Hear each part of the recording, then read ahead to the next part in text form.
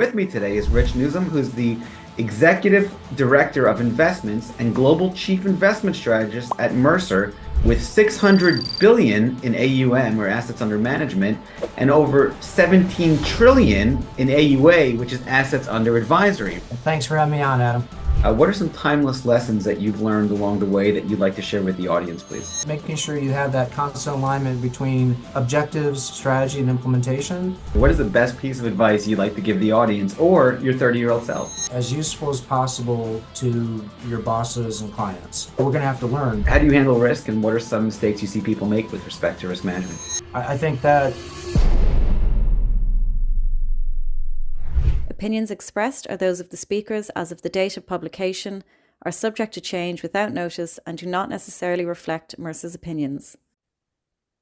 And welcome everyone to another Smart Money Circle episode. I'm Adam Sarhan. With me today is Nuzum, who's the Executive Director of Investments and Global Chief Investment Strategist at Mercer, with 600 billion in AUM, or assets under management, and over 17 trillion in AUA, which is assets under advisory. Rich, thank you so much for taking the time, and welcome to the Smart Money Circle. Thanks for having me on, Adam. So, Rich, I always like to begin. Can you please tell us your story and how you got to where you are today?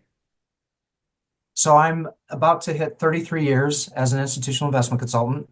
I joined Mercer in Tokyo, Japan, coming out of Tokyo University's Graduate School for International Economics, and worked Tokyo, Chicago, Tokyo again, Singapore, and now New York with Mercer. So 33 years with the same firm, all as an institutional investment consultant. But along the way, I led our investment consulting business in Asia. I've led our investment consulting and OCIO businesses in North America, served as our Global Chief Investment Officer for 8 years, led the global investments business and our retirement business for 5 years. And then for the last 2 years, I've been in my current role, again, back and having more fun, client-facing and working with clients again as an Executive Director for Investments and Global Chief Investment Strategist. I love that. So can you please tell us about your investment strategy, what Mercer does, about the company, and all that fun stuff? So we work with most of our clients holistically on their total fund, and we really start with their objectives and governance, trying to make sure that the board or the investment committee, or if it's a sole fiduciary structure, that single person really has a strong understanding that we share and we understand of what they're trying to achieve. And ultimately, we try to express that economically or even mathematically, but it starts with kind of what will make you happy. What are you trying to achieve with this asset pool? What's it for? Is it inflation plus 4 or 5%? Is it an absolute return of 8? What gets you to happiness, full funded status, or the ability to pay beneficiaries or give grants or whatever it is. And then we work from there to asset allocation strategy and then to implementation. And it's at the implementation stage where there's two main governance models. One is that the client's in-house staff will have to implement the decisions that are taken, and that's an advisory model. We take responsibility for picking the underlying managers. We're still an open architecture managers. We don't manage the underlying securities. So part of what we want to do here is learn, right? So you've got a tremendous amount of experience. You have been in the institutional investment world. Let's talk about some lessons. What are some timeless lessons that you've learned along the way that you'd like to share with the audience, please? So to me, it really, the soft skills are hard. The math's not hard, but making sure you have that constant alignment between objectives, strategy, and implementation, so that when something goes wrong in the capital markets, the whole governance structure is asking, what can we do to be opportunistic? Do we rebalance? Do we buy things that other people are forced to sell? That desire to take more risk when things are going wrong, as opposed to what we've seen too often, and what often brings us a client is where they hit a bump in the road and it wasn't expected. It wasn't something that they pre-experienced, and it actually causes them to call into question the investment program and want to sell out at the bottom. So good behavior is buying in when everybody else is selling, and bad behavior is selling out at the bottom. And that's kind of the main thing that we try to engineer in as we advise clients is, okay, we understand the objective. If we do this strategy, here's scenarios where it's all going to go well and be rosy and be an easy ride. Here's some bad scenarios, and let's pre-experience those. We don't have to imagine that could happen. If that happens, what's going to be our organizational response? And it's still difficult in practice. So think back to COVID. There was a Friday in March of 2020 when it really felt like the world might be coming to an end. I remember going to a grocery store to get dog food for my dog. No cars on the street in the state of Connecticut. Nothing in the grocery store. There was dog food, but no milk, no spaghetti, no canned soup. It looked like a Brad Pitt zombie apocalypse movie. And we were asking our clients not just to rebalance, but to opportunistically buy distressed debt and high yield debt and things that other people were forced sellers of. Even if you've pre-experienced that in theory, when the specific crisis hits, it's still really hard to maintain the behavioral finance discipline to actually do it. But that's the holy grail we're trying to engineer in with our clients to their governance. I love that. So it's almost like be fearful when others are greedy and greedy when others are fearful. Is that a good way of summing it up? Absolutely. Yeah. Yeah. Yeah. Yeah, love that. So let's talk about risk management. How do you handle risk, and what are some mistakes you see people make with respect to risk management? So some of it's about definition and relating it back to objectives. So risk for most clients is not underperforming the S&P 500. It's not underperforming a peer. It's, are you making progress towards achieving your investment objectives or not, given what the capital environment's offering at a point in time? And if not, what are you doing to adjust to that? So part of it's about measures of risk. Diversification is our main guard against risk, but diversification can mean investing in some pretty complicated risky asset classes. So it can be counterintuitive, but right now we've been pushing clients strongly to diversify away from the US stock market, the Magnificent Seven stocks, the US dollar, the US economy, the US venture capital sector, because those have all done really well over the last 5, 10, 15 years. They've led the world, beaten most other countries, most other asset classes.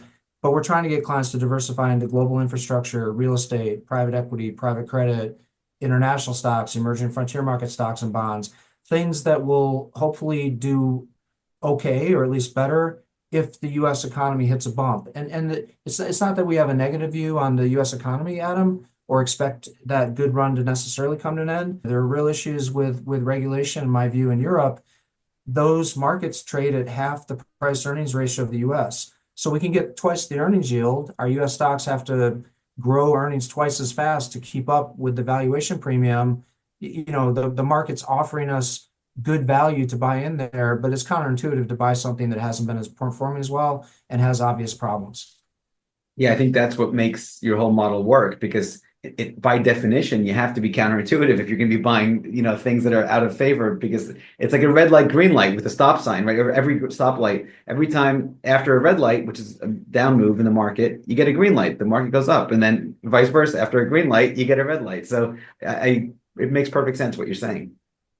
Yeah, we do think markets overreact and return to trend, and there is mean reversion, and they run too far. And so a disciplined investor can take advantage of that. Everybody wants to be disciplined, everybody wants to be contrarian in theory. In practice, it's actually quite hard when the S&P 500 keeps hitting new highs, when the Mag 7 keeps hitting new highs up until a couple of days ago. It's kind of hard to be the one person in the room who's got an underweight to those very strongly performing positions. Yeah, but that's a good thing over time, especially if it's the right timing. So yeah, that makes perfect sense. So Rich, let's talk about the other side of the lessons. What are some timeless mistakes you've made or you've seen other people make, and how do you avoid them? I think in an institutional investment environment where you have a committee structure, investment committee or board, doing things on a 5-4 vote or any narrow majority vote when you don't really have buy-in from the people who are concerned about it is a mistake, because then you change out one board member and you're potentially changing the investment program. And so we work really hard with in-house staff and with the board chair or investment committee chair to try to make sure that the minority view on a given issue is given plenty of time to ask questions, explain their position, be understood, be heard, so that they'll hopefully support a decision and implementation that they didn't agree with at the decision-making stage. And we work really hard to try to get super majorities on investment issues, because again, we're looking for when there's a market crisis, let's say a client decides to do real estate for the first time or private credit for the first time, and then there's a market crisis and yields gap out instead of a 2% premium, yields gap out and suddenly it's 4%, but there's a loss on that initial position right off the bat. The reaction we want is, wow, we were going to do this when we could get a 2% premium. Now we can get 4. Let's go faster. Let's do more. Not, okay, we were right and you guys were wrong. You shouldn't have pushed this through. This was a mistake. Let's not do any of it. So you want those decisions to be re-underwritten when things go badly in the short term, and super majorities help you get there and maintain direction, because it takes about 7 years to build into a new alternative asset class with good vintage year diversification. It can actually take longer if you're making contributions to the program and your asset values are running up, and so you're chasing a moving target, trying to get exposure. You need to maintain discipline for long term. There's also a talent war for in-house staff, and there's lots of things that go into hiring and retaining in-house staff to implement these positions. But relationships matter in the private market asset class. You're trying to get access to things with scarce capacity, with highly skilled people who may not need your money and may have choice of which clients to allow in. And so relationships matter a lot. If the staff see continuity in the strategy, that's a nice home to build a program and establish a track record and have a career. If they see the board's not really aligned, the investment committee is not really aligned, it's start, stop, start, stop, that actually has strong career implications, because if you're not deploying new money, it hurts your relationships and hurts your value as talent in the industry. So staff will quickly go elsewhere if they don't think they have support from the board or investment committee level. No, that makes perfect sense. Let's talk about the investment committee style of investing for those in the audience that might be investing by themselves or not making decisions with the committee. Can you please define what that looks like, or what is the process that institutions use? Again, and the idea is to bridge the gap and educate the audience here that aren't aware. And then B, what are the pros and cons and good and bad, so to speak, of the investment by committee, opposed to one guy just making decisions or one gal making decisions? So most institutional investors, whether they're asset owners like endowments, foundations, nonprofit hospitals, pension funds, insurance companies, or even investment managers, will have an investment committee structure. There are also portfolio manager star systems out there for stock picking and some other strategies.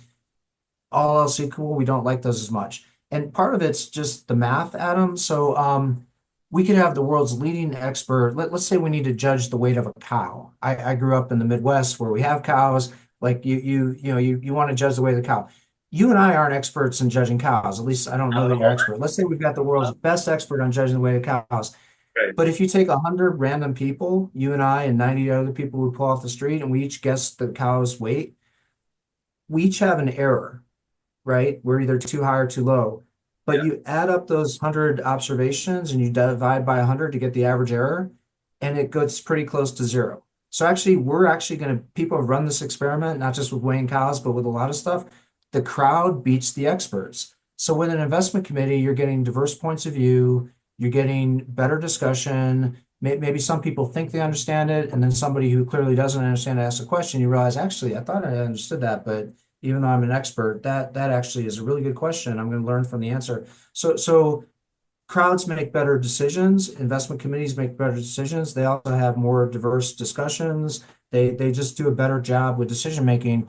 So I don't think we see this by accident. The error terms converge to 0, but there's other things to it. The discussion's more full. You get more information before you take a decision. You pre-mortem what could go wrong. There's particularly for a lot of good business people are bright red in terms of their style. They take decisions quickly, they act quickly.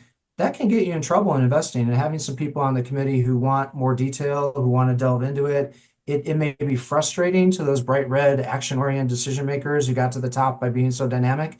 But slowing them down and making them listen more actually can sometimes change their decision. They may still want to then go implement the new decision really quickly, but they'll actually take a different decision, because people with a different decision-making style help round out their understanding of the issue, help them explore things that they wouldn't have. I get that. So this is fascinating, by the way, for those of us that find this fascinating. Let's talk about that a little bit more, because I want to help avoid the confusion here. So earlier you said that the consensus is usually wrong, and the crowd as a whole, an aggregate, could be wrong, but then there's a crowd could be quote unquote better than the individual. So my question, well, first off, can you speak to that? But really my question lies in, is there a level, because clearly the institutional committee works, the investment committee, because that's what just about every major institution does. So there's obviously merit, there's obviously logic there. I just want to help, clarify a little bit so the audience understands here.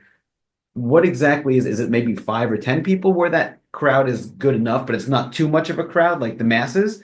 Or where is that line? Or so please speak to that. So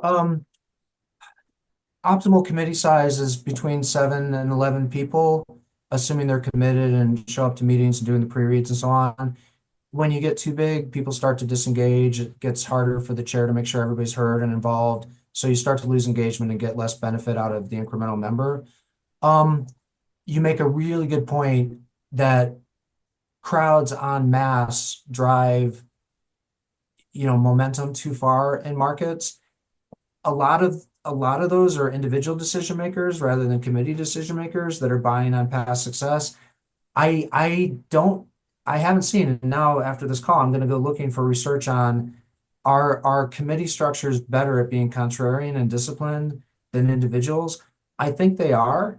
I think individuals are more psychologically inclined to chase past success, buy based on brand attributes that are all about past success as opposed to future innovation edge. And a committee is more likely to get into, well, that's all fine, that got them to the table, but do they still have the comparative advantage to outperform going forward, whether that's a company or an investment process or an asset class? But you're definitely right that there is some contradiction in saying that crowds are better than experts, and yet the consensus of the market drives things a little bit too far. But I do think a committee has a better chance than an individual of being disciplined and not chasing past success.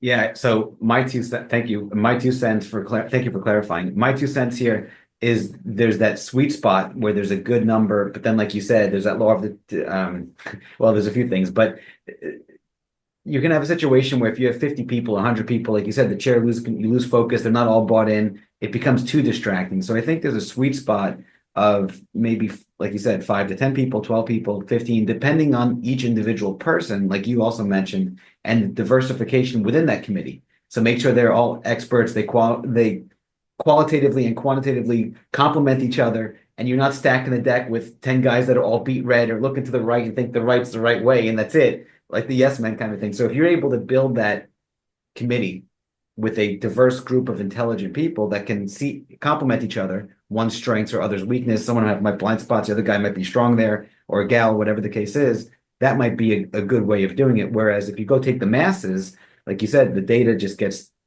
the law of diminishing returns kicks in. It just becomes one of those things where it's just not good. Yeah, and even what objective are we trying to pursue? So if it's to beat the rest of the crowd, when you're implicitly peer group benchmarked and you're trying to beat everybody else, you chase past success. We've seen that over and over amongst institutions, even committee-based institutions that are benchmarked to peer group median. They chase past success because they ask the question, well, okay, we're trailing median. Why? Well, we've been underweight X. Okay, the business impulse is fix what's broken. That seems to be broken. Let's fix it. That doesn't actually make sense on a forward-looking basis, but that's the very strong psychological inclination of real-world people. Like the way we're trained as humans is, if my friend goes around the rock and gets eaten by the saber-toothed tiger, I'm not going around that rock. And so that allows us to live, but it's actually really bad in investments where securities prices are distributed randomly on a random walk. And the fact that yesterday X happened doesn't mean it's more likely to happen today. Yeah, no, that makes perfect sense. So whether it's random walk or it's any other kind of theory of investing, your idea is like, hey, listen, we can't chasing performance is some manager or the market's up 200%, and you're assuming that past performance is going to be indicative of future results when every disclaimer in the world tells us the exact opposite. So if you go buy it after the 200% rally, the green light, you're buying it at the top type of a thing, the inevitable red light or pullback's going to come, or that rotation will happen. Then you end up chasing returns, which is human nature.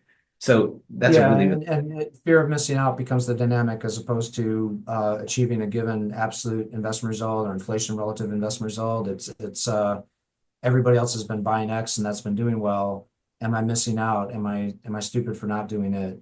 It's kind of the wrong question, but that's just the natural human inclination. I see it when I go to the fitness center. My friends that I work out with, they know I'm in the industry, and they're constantly asking me about this hot stock or this hot cryptocurrency and what should they do? And I tell them to diversify, and they get mad at me because they think I'm holding out. Right. No, everybody wants, how come you didn't tell me about XYZ at the beginning when it first went? Yeah. So I think Yeah, yeah. I think it was Joe Kennedy had a great line where he shorted the market in 1929 before the Depression because the guy shining his shoes was bragging about how much money he was making trading stocks. And he's like, okay, this is it. Or something along those lines.